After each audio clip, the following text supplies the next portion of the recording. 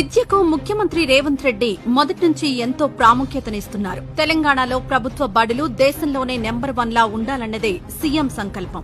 అందుకే రాష్ట్రం మొత్తం 119 సమీకృత గురుకులాలను నిర్మించాలని ప్లాన్ చేశారు. ఇప్పటికే కొడంగల్, మదిర, హుజూర్ నగర్ లో ఇంటిగ్రేటెడ్ స్కూల్స్ నిర్మాణానికి టెండర్లు కూడా ఆహ్వానించారు. మొదటి 2 దశల్లో 58 నియోజకవర్గాలకు గురుకులాలు మంజూరయ్యాయి. ఇప్పుడు మరో 20 ఇంటిగ్రేటెడ్ స్కూల్స్ మంజూరు చేశారు. ఆలేరు, అషురావుపేట, బాన్స్వాడ, భద్రాచలం, భువనగిరి, దేవరకొండ, ఇబ్రహీంపట్నం, ఖానాపూర్, మహబూబాబాద్, మహబూబ్ నగర్, మిర్యాలగూడ, పాలకుర్తి, పరిగి, పటాన్చేరు, ఎల్లారెడ్డి, వేములవాడ, వర్ధన్నపేట, వరంగల్ పశ్చిమ, రాజేంద్రనగర్, శేర్లింగంపల్లిలో సమీకృత గురుకులాలు మంజూరయ్యాయి. దీంతో మొత్తం మంజూరైన గురుకులాల సంఖ్య ఇప్పటి వరకు 78కి చేరుకుంది.